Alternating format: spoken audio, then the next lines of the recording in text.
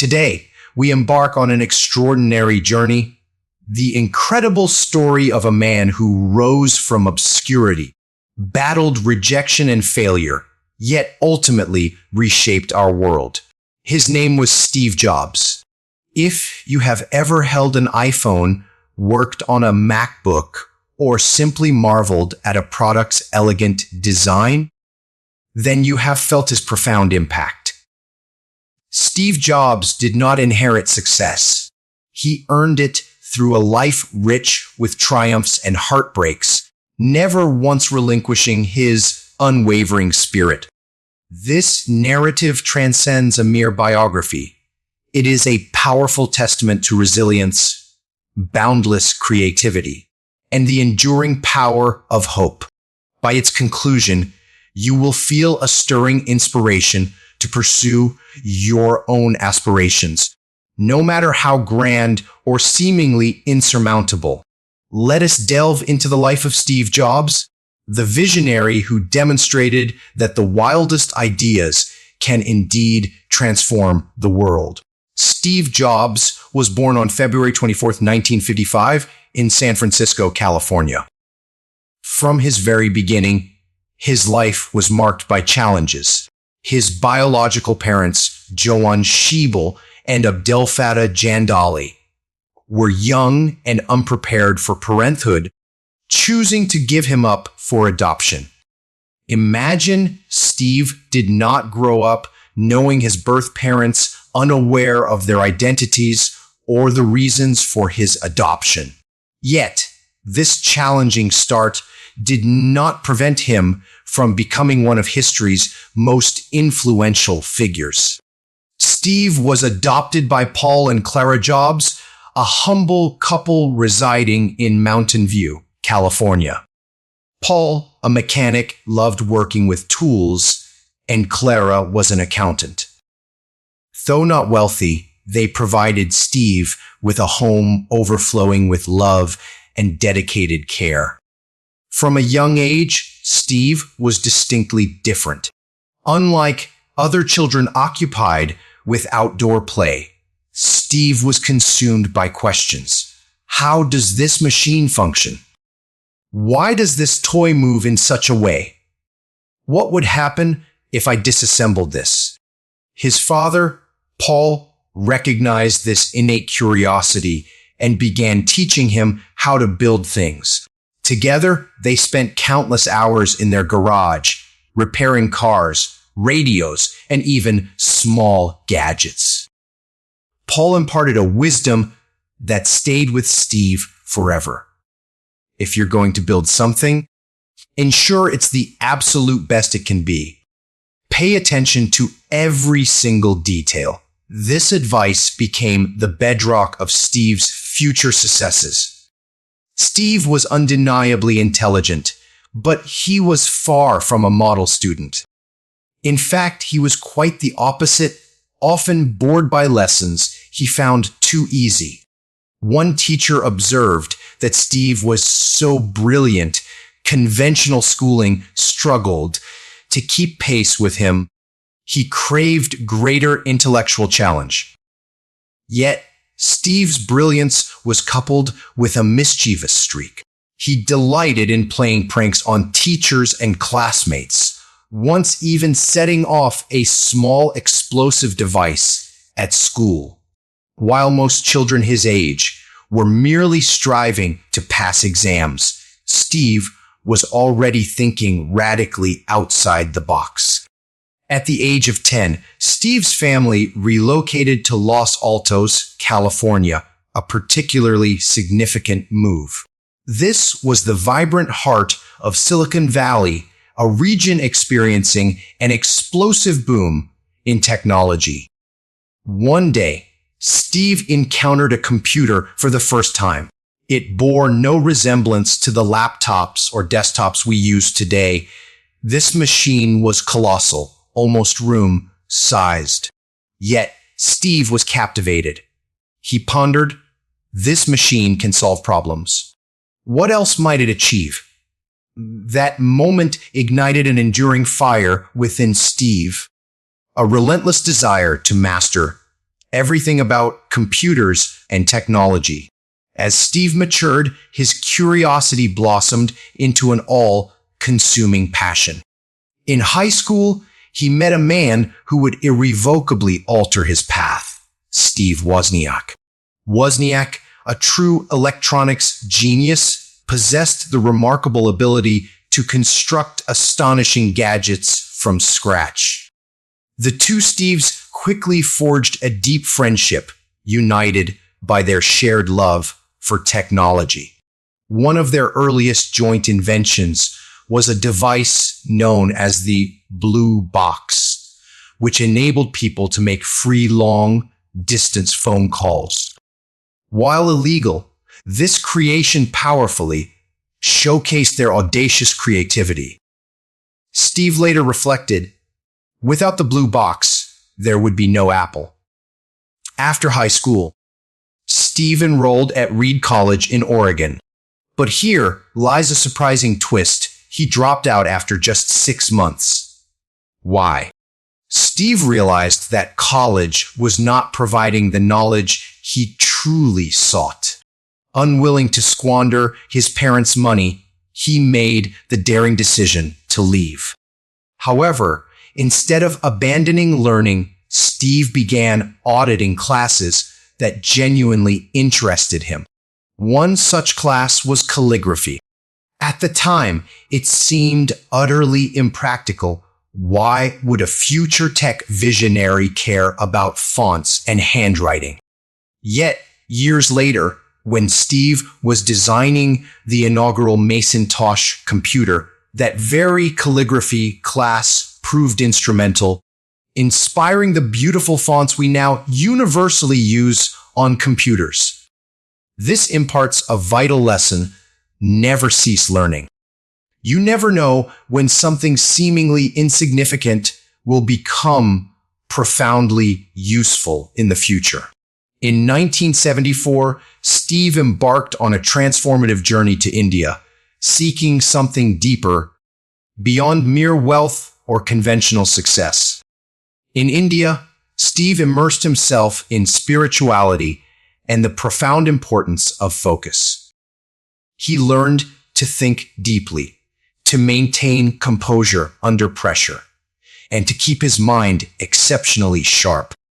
Upon his return to the United States, Steve was no longer merely a young man.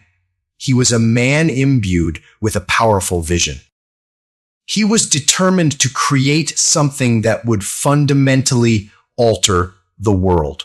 At the age of 21, Steve and Steve Wozniak Co. founded their first company. They had no lavish office or substantial budget. They operated out of a modest garage at Steve's parents' house. They named their company Apple. Why Apple? Because Steve cherished the fruit's simplicity and freshness, desiring his company to embody those same qualities: simple, fresh, and creative. Their initial product was the Apple I, a rudimentary computer they meticulously assembled by hand. It was far from perfect, but it marked the genesis of something truly extraordinary.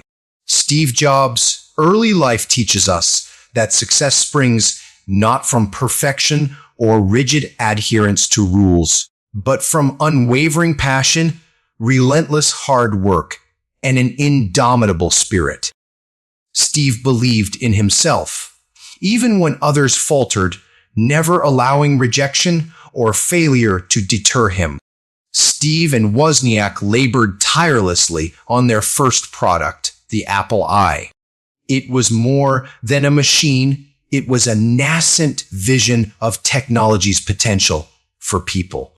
They began selling the Apple I to small computer shops and passionate enthusiasts. While not a colossal success, it generated enough capital to fuel grander ambitions. Steve was not content. He firmly believed that the future of computing belonged not just to tech experts, but to everyone. His dream was to craft a computer so intuitively simple and aesthetically pleasing that anyone, even a child, could effortlessly use it. This aspiration led directly to their next groundbreaking creation, the Apple II. The Apple II was revolutionary. It stood as one of the first personal computers to offer color graphics and be ready for immediate use straight out of the box. It swiftly became an immense success, catapulting Apple into a multi-million-dollar company almost overnight. Steve, at a mere 23 years old, became a millionaire. Yet, Steve's excitement wasn't about the money. What truly propelled him was his profound dream to change the world. Steve was known for being a demanding leader. He insisted on excellence in every detail. If something fell short of perfection, he would push his team to start anew.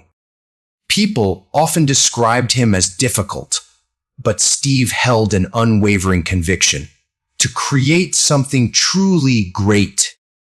One could never settle for good enough.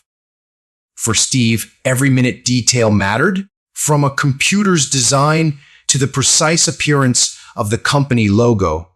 He demanded perfection.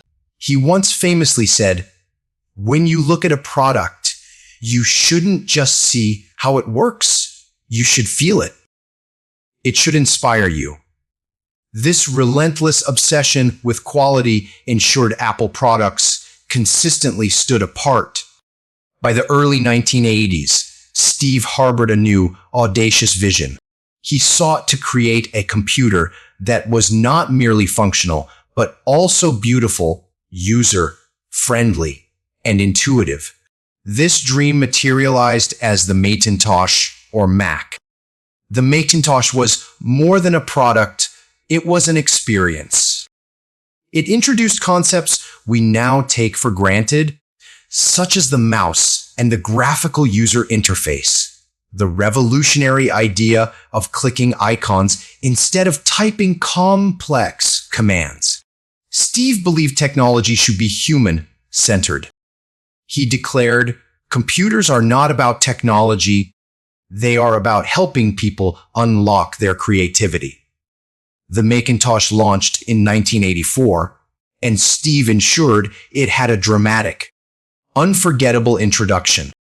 He commissioned a renowned director to create an iconic advertisement titled 1984, which aired during the Super Bowl.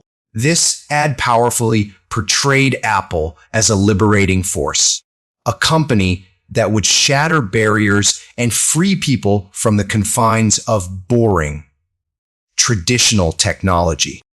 However, success was not without its tumultuous periods. Despite his undeniable brilliance, Steve's intense personality often generated conflict. Many within Apple perceived him as excessively demanding, stubborn, and controlling. In 1985, a power struggle erupted between Steve and Apple's board of directors. Shockingly, they decided to remove him from the very company he had founded. Imagine being fired from your own creation. For Steve, this was a devastating blow. He felt betrayed, humiliated, and utterly lost. He later reflected, "Getting fired from Apple was the best thing that ever happened to me. It freed me to think creatively again."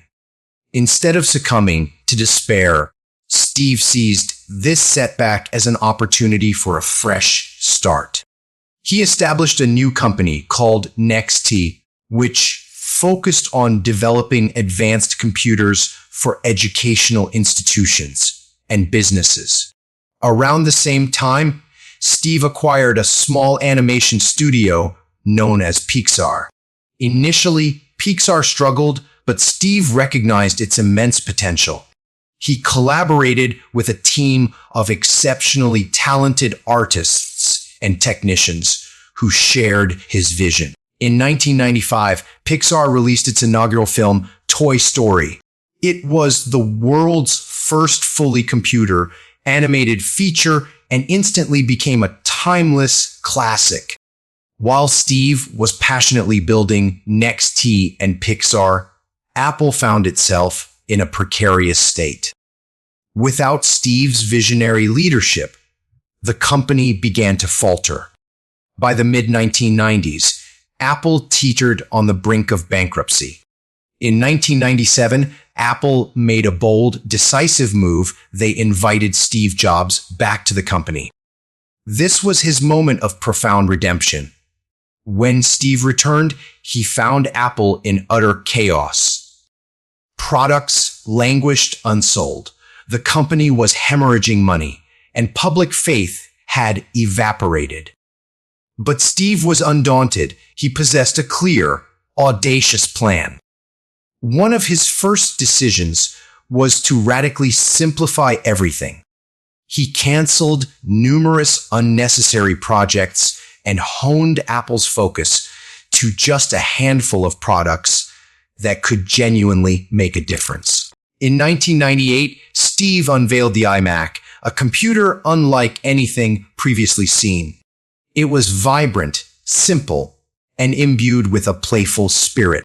Yet, it wasn't merely about aesthetics, it was also remarkably fast and powerful. The iMac became an enormous success, firmly re-establishing Apple's presence on the global map. It unequivocally demonstrated that Apple was no longer a failing enterprise. Steve was back, and with him, his unique magic. He compelled Apple to prioritize simplicity. Instead of producing dozens of products, he famously questioned, "Why don't we just focus on 4?" He streamlined every aspect: fewer products, fewer designs, and crystal clear objectives. And then Steve executed something truly astonishing. He forged a partnership with Apple's fiercest rival, Microsoft. Many initially loathed this idea, but Steve pragmatically stated, "If we want to survive, we need to be practical." The deal infused Apple with much needed capital and rekindled belief in the company's future. By the late 1990s, Steve was poised to profoundly revolutionize Apple once more. His vision remained elegantly simple: create products that were beautiful, powerful, and effortlessly intuitive. In 2001, Apple launched the iPod, a minuscule device capable of storing 1,000 songs in your pocket. This was a monumental game changer. Prior to the iPod, people carried bulky CDs or tapes, which were inconvenient and restrictive.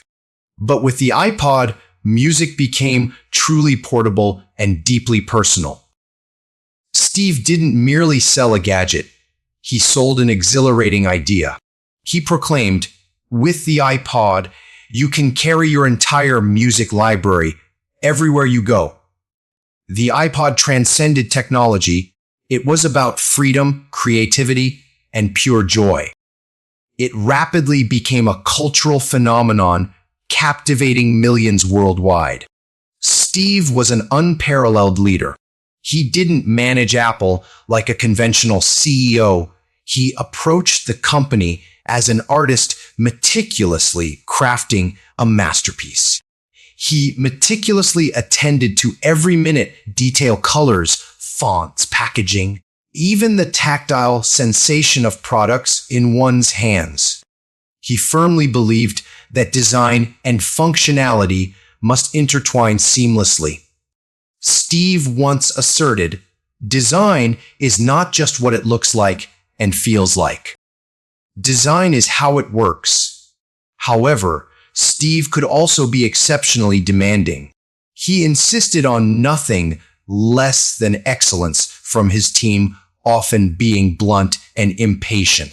Those who worked for him described him as intense, yet they also conceded that his unwavering passion pushed them to achieve the seemingly impossible. In 2007, Steve introduced the product that would forever alter the global landscape, the iPhone. The iPhone was not merely a phone, it was a camera, a music player, and a powerful computer, all converged into a single, elegant device. Before the iPhone, mobile phones were cumbersome and often difficult to navigate. Steve aspired to create something so remarkably simple and intuitive that anyone could effortlessly use it. He once stated, "The iPhone is a product of simplicity. It's the best phone, the best music player, and the best internet communicator. We are putting all of this in your pocket." The iPhone was an immediate, resounding success.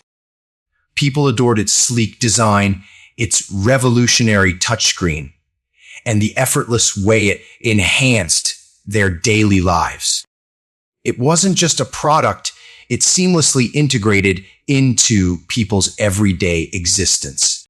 Steve didn't just create products, he forged an entirely new paradigm of thinking. He believed that technology should empower individuals to achieve more, to dream grander, and to express themselves authentically. He once elucidated, technology is at its best when it becomes invisible, when you don't even think about the device you're using.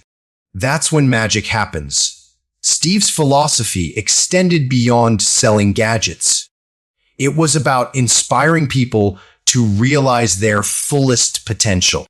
In 2008, Steve launched the App Store, an innovative online marketplace where users could download applications for their iPhones. This groundbreaking idea fundamentally reshaped how people interacted with technology. Prior to the App Store, phones were limited to basic functions like calling and texting.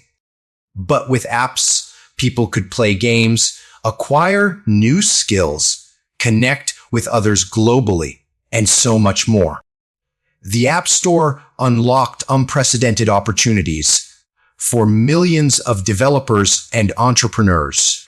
Steve didn't just build a product, he constructed a dynamic ecosystem that allowed creativity to flourish. While Steve was busy transforming the world, he was also silently battling a deeply personal struggle. In 2003, he received a diagnosis of a rare form of pancreatic cancer. Initially, Steve eschewed conventional medical treatments, opting for alternative therapies, convinced he could heal naturally. However, as time progressed, his health deteriorated. He eventually underwent surgery and, remarkably, returned to work. Even amidst his illness, Steve never ceased innovating. He famously declared, "I want to put a dent in the universe before I go." His unwavering determination and formidable work ethic inspired everyone around him. Despite his profound challenges, he continued to lead Apple with undiminished passion and energy. In 2010, Steve introduced the iPad, a device larger than a phone but smaller than a laptop. Initially, many were skeptical, questioning its necessity. But Steve steadfastly believed the iPad could carve out an entirely new category of devices.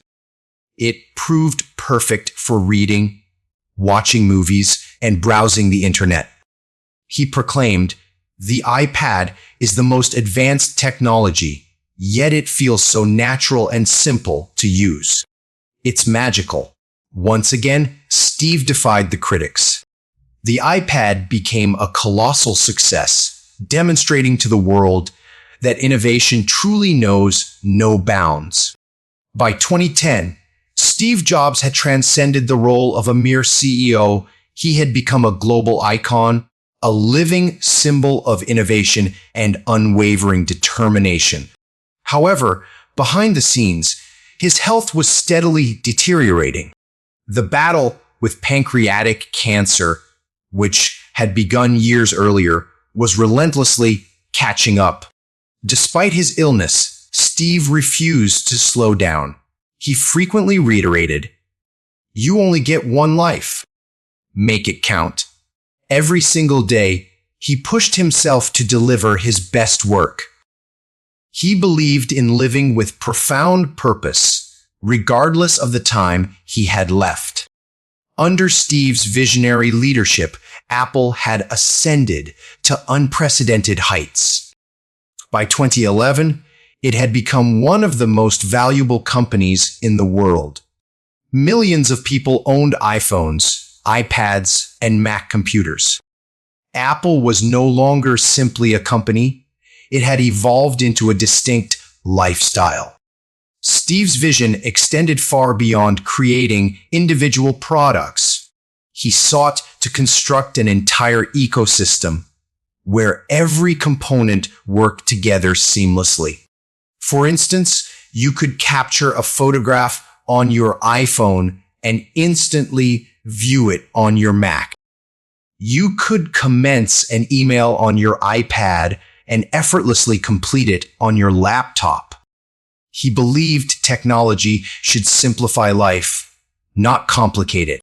This foundational idea became the cornerstone of Apple's monumental success. While Steve was actively transforming the world, he also deeply cherished his family. He was married to Laureen Powell-Jobs, a strong and intelligent woman who provided unwavering support through all his trials. Together, they had 3 children, Reed, Aaron, and Eve. Steve also had a daughter, Lisa, from a previous relationship. He wasn't always the archetypal perfect father, especially in his earlier years. But over time, he dedicated himself to forging stronger bonds with his children. Steve often advised his children, "Don't settle for anything less than what you love. Follow your passions, and the rest will naturally fall into place." Despite his demanding schedule, he made time for family dinners and cherished simple moments. He found joy in walking in the garden with Laureen, discussing ideas and reflecting on life. Even as Steve's health continued to worsen, his mind remained fixed on the future. He wasn't solely focused on the next product. He was profoundly concerned with the next generation. Steve desired Apple to remain a beacon of innovation long after his departure. He collaborated closely with his team, generously sharing his insights and acting as a mentor. One of his most renowned maxims was, "Innovation is saying no to 1,000 things." This underscored his belief in relentlessly focusing only on what truly mattered, deliberately ignoring all distractions. In 2011, Apple introduced Siri, a groundbreaking virtual assistant capable of understanding and responding to spoken commands.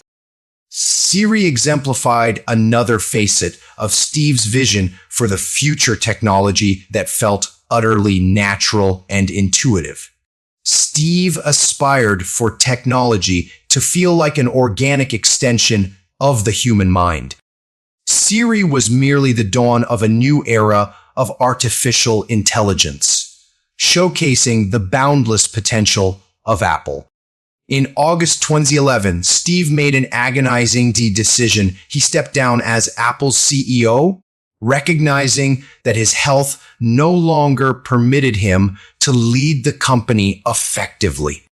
He composed a heartfelt letter to the Apple board and employees, stating, "I have always said that if there ever came a day when I could no longer meet my duties and expectations as Apple's CEO, I would be the first to let you know. Unfortunately, that day has come." Steve appointed Tim Cook, his trusted colleague, as his successor, confident that Tim shared his core values and vision for the company. Although Steve relinquished his official title, he remained intimately involved with Apple's ongoing projects. He spent his remaining days ensuring that Apple's innovative spirit would continue to thrive. In his final months, Steve dedicated more time to his beloved family.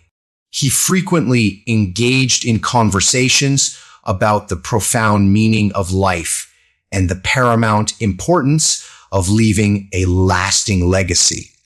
He famously remarked, "Being the richest man in the cemetery doesn't matter to me. What matters is that I've done something wonderful for the world." Steve found solace sitting in his garden, enveloped by nature's tranquility. He discovered peace in life's simplest pleasures, observing the sunrise, listening to music, and holding hands with Lorraine. On October 5, 2011, Steve Jobs passed away at the age of 56. His death was a global loss, and millions worldwide mourned his passing. In 2005, Steve Jobs delivered a commencement speech at Stanford University that has since become one of history's most iconic addresses. His message resonated not just with the graduating students, but with anyone striving to discover purpose and meaning in life. He began by saying, "Today I want to tell you 3 stories from my life. That's it. No big deal. Just 3 stories." Each narrative unveiled a powerful lesson he had gleaned throughout his remarkable journey. The first story, "Connecting the Dots," recounted how he dropped out of college, perceiving its lack of value, yet remained 2 audit classes that captivated him, such as calligraphy. At the time, it seemed utterly meaningless. However, years later, the skills he acquired in that calligraphy class proved pivotal, enabling him to design the exquisite fonts for the Macintosh computer, an innovation that revolutionized human-computer interaction. He eloquently stated, "You can't connect the dots looking forward. You can only connect them looking backward. So you have to trust that the dots will somehow connect in your future." This profound lesson teaches us that every experience, no matter how minor or uncertain, possesses the potential to lead to something immeasurably greater. The second story, "Love and Loss," saw Steve reflect on being fired from Apple, the very company he had founded.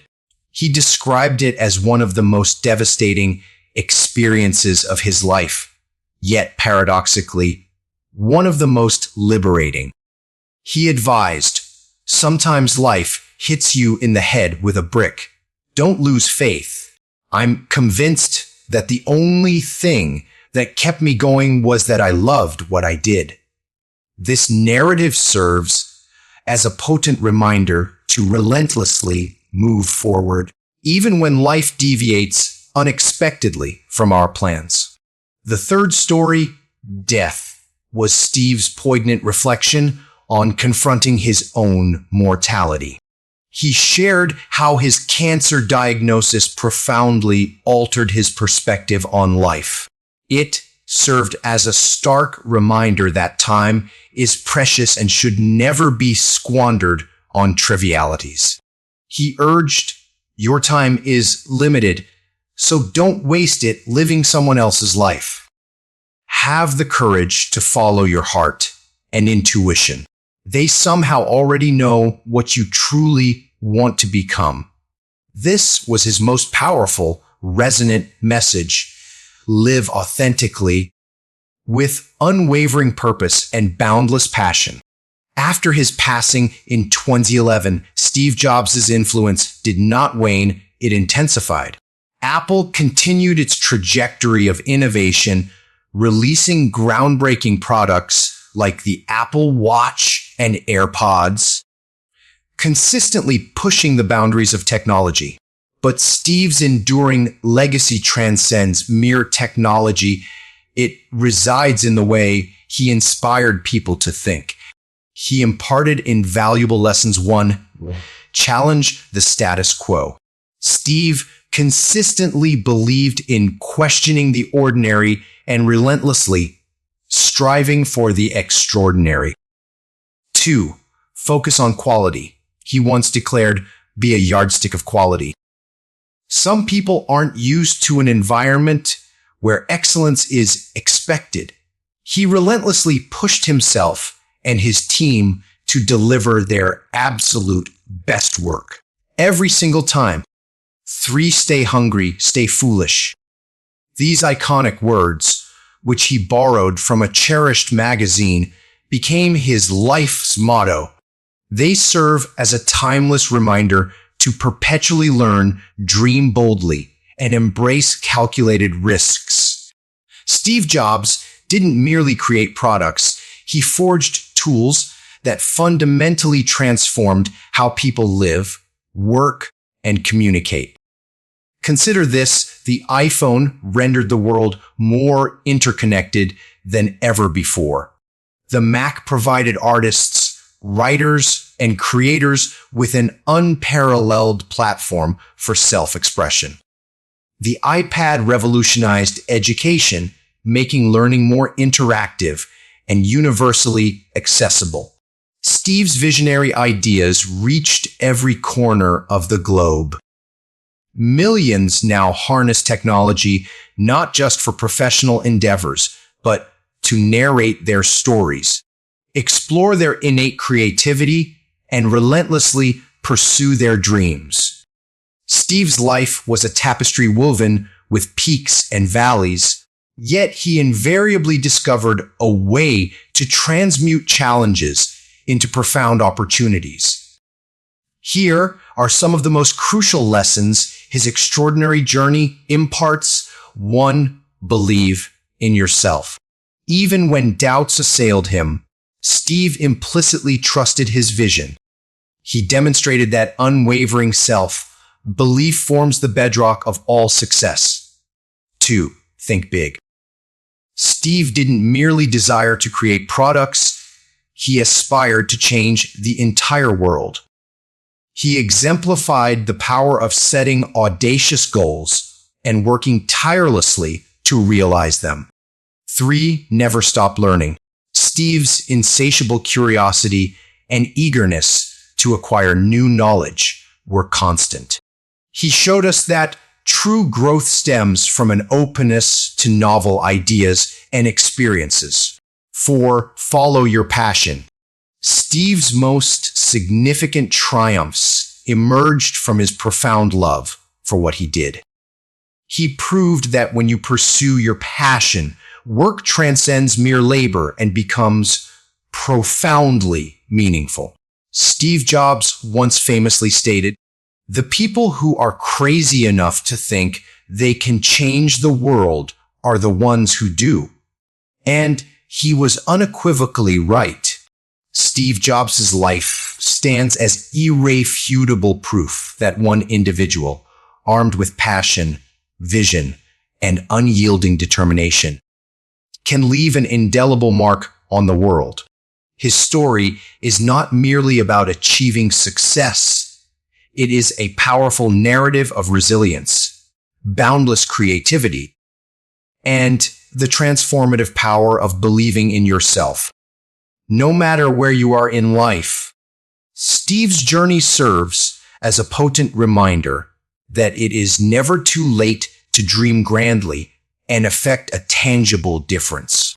So, let us draw inspiration from Steve Jobs' extraordinary life and forever remember our time is limited, but our potential is infinite.